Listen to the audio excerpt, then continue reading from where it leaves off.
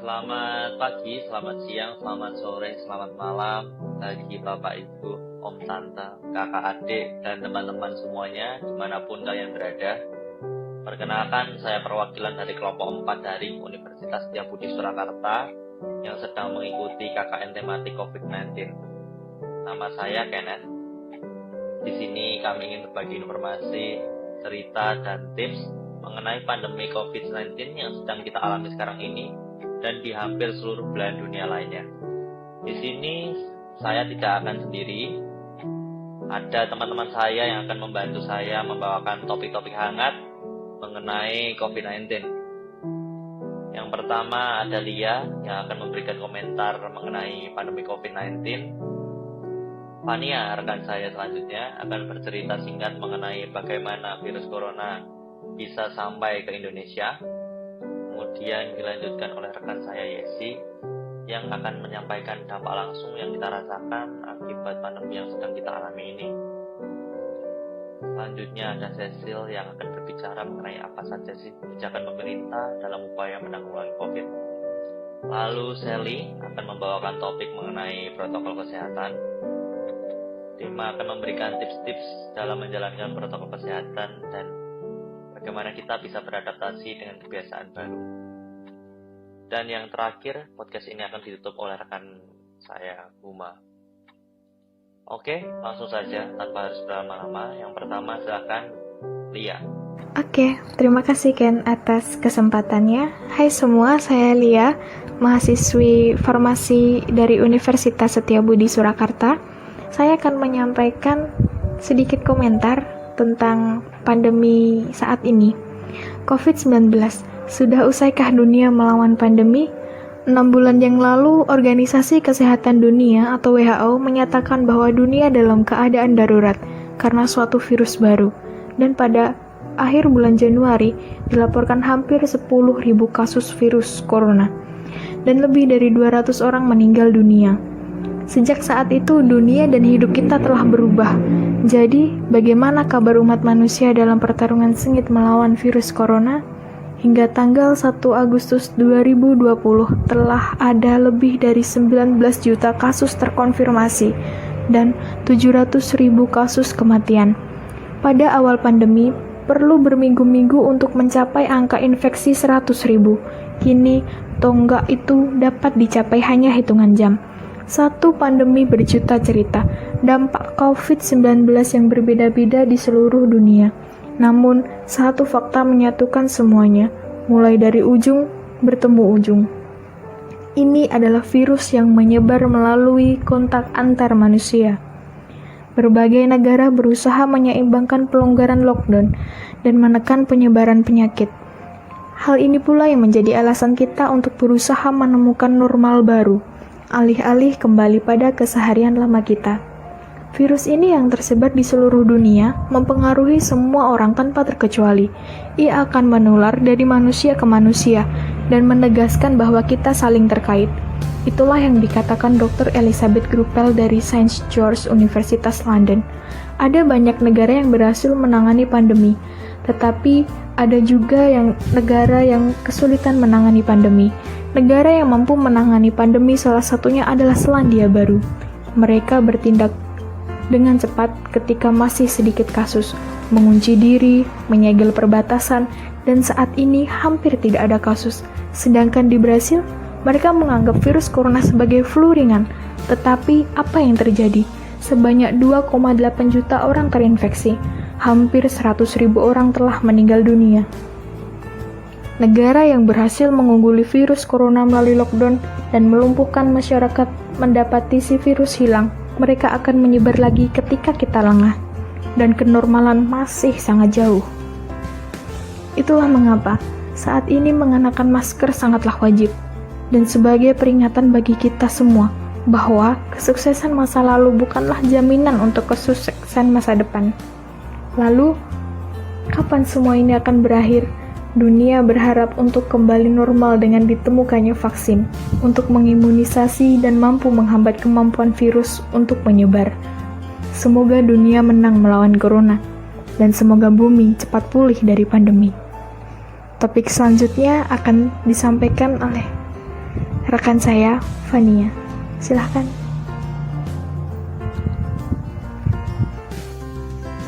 Terima kasih Mbak April atas kesempatannya. Perkenalkan, nama saya Prima Fania. Lanjut saja, virus corona. Nah, kalian pasti sudah tidak asing lagi kan? Malah semakin bosan mendengarnya. Di sana corona, di sini corona, di mana-mana tentang corona. Nah, kali ini kita flashback tentang virus corona yang pertama kali masuk ke Indonesia. Virus corona pertama kali ditemukan di Wuhan, Cina, tepatnya di penghujung 2019 lalu. Nah, 3 bulan setelahnya, tepatnya bulan Maret 2020, virus itu untuk pertama kalinya muncul di Indonesia. Kasus virus corona pertama di Indonesia terjadi di Depok, Jawa Barat, tepatnya pada 2 Maret 2020. Kasus penularan virus ini diawali saat warga negara Jepang bertemu dengan warga negara Indonesia, yaitu seorang wanita berusia 64 tahun atau ibunya dan putrinya 31 tahun di klub dansa pada 14 Februari 2020. Setelah dipastikan positif terinfeksi COVID, wanita tersebut bersama 2 anggota keluarga lain akhirnya dirawat di Rumah Sakit Sulianti Saroso, Jakarta Utara. Nah, semakin hari lonjakan kasus virus corona semakin naik banget. Hingga saat ini, penyebaran virus corona semakin cepat dan meluas. Bahkan, lonjakan kasusnya pun tak bisa diduga jumlahnya sejak masuk di Indonesia bulan Maret lalu. Lonjakan kasus tertinggi pertama terjadi pada 9 Mei 2020, yaitu dengan jumlah kasus baru mencapai 533 kasus. Namun, pada 9 Juni 2020, untuk pertama kalinya jumlah kasus baru COVID yang terkonfirmasi mencapai 1043 kasus. Angka ini menjadi rekor kasus positif harian tertinggi di Indonesia sejak pertama kali diumumkan Maret lalu. Nah, kasus baru COVID capai angka 100.000, tepat pada Senin 27 Juli 2020. Kembali bertambah sampai 1.525 kasus. Sehingga totalnya mencapai 100.303 kasus. Bahkan WHO mengatakan saat ini Indonesia berada pada urutan ke-28 dari 49 negara yang terinfeksi di tingkat Asia. Nah, buat teman-teman, jangan panik, tetapi tetap waspada ya. Lalu topik selanjutnya mengenai dampak pandemik bagi masyarakat Indonesia. Silahkan Yesi. Terima kasih Fania. Nah, selanjutnya disambung dengan saya Yesi Nisa yang akan membawakan berita seputar corona ya teman-teman. Nah, di sini nih guys, saya akan membahas dampak corona bagi perekonomian yang sedang terjadi saat ini nih guys. Bisa kalian lihat sendiri ya guys. Bahkan kalian bisa merasakan loh bagaimana dampaknya di perekonomian saat ini. Wah. Parah sekali ya guys. Bahkan ya, corona ini sampai melumpuhkan perekonomian di dunia ini loh. Parah nggak tuh? Bahkan nih, dampaknya tuh terasa di semua kalangan loh. Dari kalangan atas sampai kalangan bawah. Contohnya nih, seperti penurunan omset di skala industri. Terus, seperti pedagang-pedagang yang hasil jualannya menurun nih, akibat banyaknya perusahaan yang mengurangi karyawannya dengan cara PHK massal ini. Dan juga seperti sopir nih, biasanya mereka bisa memenuhi kebutuhan keluarganya. Tetapi dengan adanya virus corona ini, masyarakat enggan menggunakan transportasi umum loh. Apalagi jalur transportasi seketika langsung ditutup guys, dengan diadakannya lockdown. Dengan waktu yang lumayan lama sih, dan gak tahu sampai kapan ini. Ini benar-benar sangat menggoncang perekonomian ya teman-teman. Saat ini pemerintah sedang berusaha untuk memulihkan perekonomian ya, dengan cara new normal. Semoga corona cepat berakhir ya, dan perekonomian kembali membaik ya teman-teman. Ya teman-teman, selanjutnya akan dilanjutkan dengan teman saya, yaitu ada kebijakan pemerintah dalam menanggulangi virus corona yang akan dibawakan oleh rekan saya, yaitu Cecil. Terima kasih Yesi. Dilanjutkan oleh saya, Cecilia Dewi. Di sini saya akan share mengenai kebijakan pemerintah dalam menindaklanjuti kasus COVID-19. Yang pertama, pemerintah menjadikan Wisma Atlet Kemayoran dan beberapa hotel milik BUMN sebagai rumah sakit penanganan pasien COVID. Yang kedua, pemerintah menyiapkan alat pelindungan diri atau APD bagi petugas medis. Yang ketiga, pemerintah menyiapkan obat-obatan alternatif bagi pasien COVID-19. Yang keempat, memberikan inisiatif bulanan bagi para tenaga medis yang menangani pasien COVID-19. Oh ya, pemerintah juga memberikan izin impor alat-alat kesehatan guna melengkapi peralatan-peralatan yang digunakan oleh para medis untuk menangani pasien COVID-19 ini loh.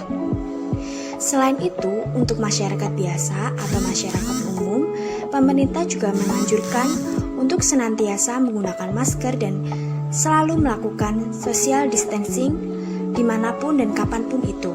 Pemerintah juga memberikan himbauan untuk selalu menjaga kesehatan, untuk selalu menjaga keamanan, dan untuk selalu mengutamakan orang-orang di sekitar kita.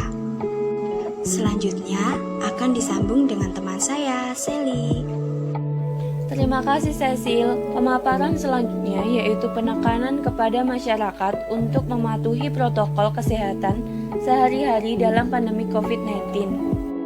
Pandemi COVID-19 belum juga bisa diredam secara tuntas.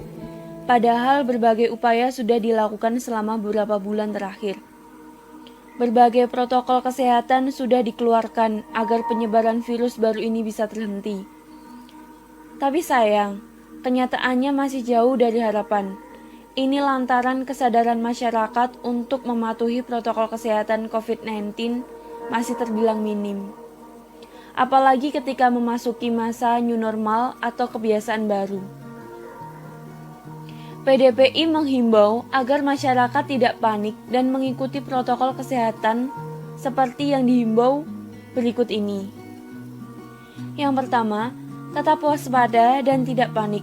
Yang kedua, hindari keramaian baik itu tempat tertutup maupun tempat terbuka. Yang ketiga, gunakan masker di mana saja dan kapan saja, bahkan dalam ruangan. Yang keempat, ciptakan ruangan dengan ventilasi yang baik seperti membuka jendela sesering mungkin. Yang kelima, tetap jaga kebersihan tangan serta hindari menyentuh bagian wajah sebelum mencuci tangan. Selalu terapkan jaga jarak pada aktivitas sehari-hari. Serta selalu jaga kesehatan dan selalu disertai minum multivitamin. Dengan demikian, COVID-19 akan dengan mudah dapat kita atasi bersama ketika masyarakat sendiri dapat mematuhi protokol kesehatan COVID-19. Oke, selanjutnya akan dilanjutkan oleh Saudari Dema akan membawakan peran kita sebagai masyarakat dalam membantu pemerintah untuk menanggulangi wabah ini. Silahkan Saudari Dima. Terima kasih Sally. Sesi selanjutnya yaitu peran kita sebagai masyarakat membantu pemerintah dalam menanggulangi wabah COVID-19. Keberhasilan penanganan COVID-19 ini tuh bergantung banget sama peran masyarakat, yaitu kita sendiri. Kita harus mau kerjasama memutus mata rantai penyebaran COVID-19. Sekarang ini yang penting tuh kita harus mencegah, mengikuti anjuran para ahli, dan taat sama aturan pemerintah. Harus siap menangani dan lakukan pencegahan. Mulai dari langkah kecil aja deh, nanti bisa bikin dampak besar kok buat keberhasilan melewati masa-masa pandemi ini. Hal-hal kecil tadi contohnya, disiplin pakai masker, cuci tangan pakai sabun dan air mengalir, physical distancing, di rumah aja, belanja online, jangan nongkrong dulu, hindari kerumunan ya. Selain mematuhi protokol kesehatan tadi, kita juga bisa ngebantu pemerintah dan tenaga medis dengan cara nyebarin informasi terkini terkait perkembangan COVID-19 melalui media sosial misalnya. Dan yang pasti, pakai cara yang mudah dipahami juga mudah diterima masyarakat umum. Jadi relawan COVID-19 juga berperan besar, bisa membagikan masker, hand sanitizer, membuat tempat cuci tangan, menyediakan makanan gratis, serta APD untuk tenaga medis. Jadi kan harapannya bisa meringankan beban pemerintah, juga bisa mempercepat penghentian masa pandemi ini kan. Dan yang gak kalah penting nih, kita juga bisa menghentikan stigma negatif yang diciptakan oleh COVID-19 ini sendiri. Oh ya, habis ini jangan lupa dengerin pesan-pesan dari teman saya Huma ya. Nah, sebagai penutup dari kita seharusnya dapat menyikapi dengan bijak adanya masa pandemi kali ini, yang mana virus ini itu termasuk virus yang baru dan belum ditemukan vaksinnya. Akan tetapi kita tuh bisa mencegahnya dengan mencuci tangan. Mencuci tangan dapat dilakukan sebelum dan sesudah melakukan aktivitas apapun itu. Mencuci tangan dapat dilakukan menggunakan sabun dan air mengalir atau menggunakan hand sanitizer. Kita juga harus menjaga imunitas tubuh, karena yang kita ketahui virus itu dapat mati sendiri oleh imun tubuh kita. Seperti yang digalakkan pemerintah, kita dapat mencegahnya dengan jaga jarak dan memakai masker.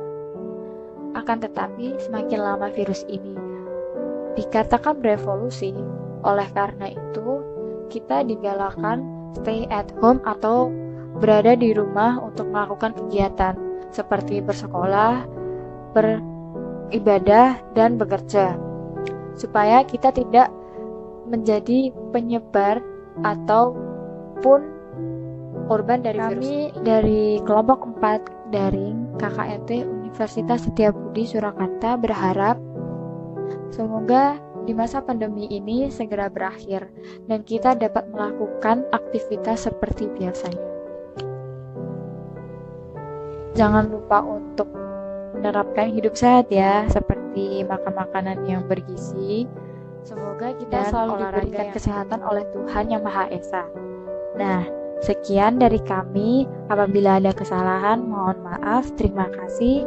Wassalamualaikum warahmatullahi wabarakatuh.